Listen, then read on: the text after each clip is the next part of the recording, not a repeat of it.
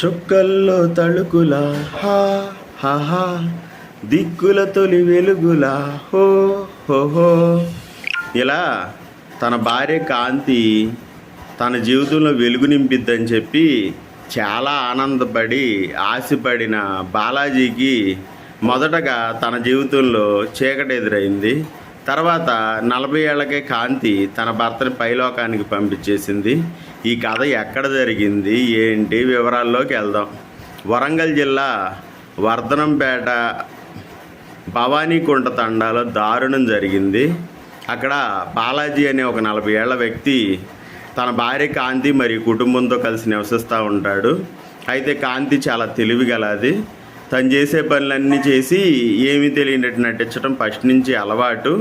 భర్త ఎప్పటికప్పుడు కనిపెడతా ఉండి అడ్డుగా నిలబడ్డాడు అని చెప్పి తన విషయాలన్నీ భర్తకు తెలుసు అన్న ఒక అళంకుతోటి కాంతి ఏం చేసిందంటే, ఇతను పైలోకానికి పోయాడు అనుకో, నాకు ఇక అడ్డు ఉండదు, నా ఇష్టం వచ్చిన పనులన్నీ చేసుకోవచ్చు, పైగా నన్ను అనేవాళ్ళు లేరు అని చెప్పి ఒక పథకం రచించింది.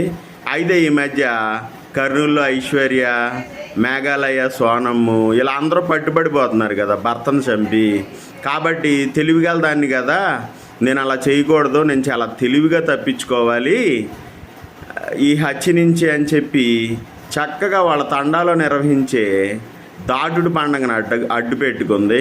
ఆ దాటుడు పండుగ రోజు అందరూ మద్యం సేవిస్తారు, కూల్ డ్రింకులు జ్యూసులు అన్నీ తాగుతుంటారు కదా. తన భర్తకి కూల్ డ్రింక్లో చక్కగా గడ్డి మందు కల్పించేసింది. అతను పాపం భార్య ఇచ్చిన కూల్ డ్రింక్ని తాగేశాడు.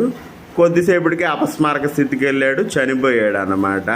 చనిపోయిన తర్వాత ఏమీ ఎరగందానిలాగా చక్కగా వచ్చి భర్త శవం దగ్గర అయ్యో పండగలో ఏ కల్తీ మద్యం వచ్చిందో ఏమొచ్చిందో అని చెప్పి నాటకాలు మొదలెట్టేసి తన వంతు పాత్ర తను పోషించేసి ఈ హత్య నుంచి బయటపడాలని చెప్పి కాంతి శతవిధాలా ప్రయత్నించింది.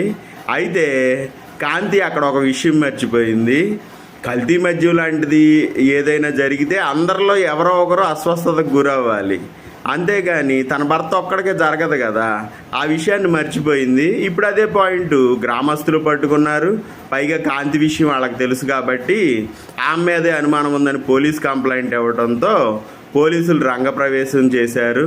దాంతో బాలాజీ జీవితంలో చీకటి నింపిన కాంతి తన జీవితంలో కూడా కాంతిని కోల్పోయి ఇప్పుడు ఊచలు లెక్క పెట్టాల్సిన పరిస్థితి వచ్చింది.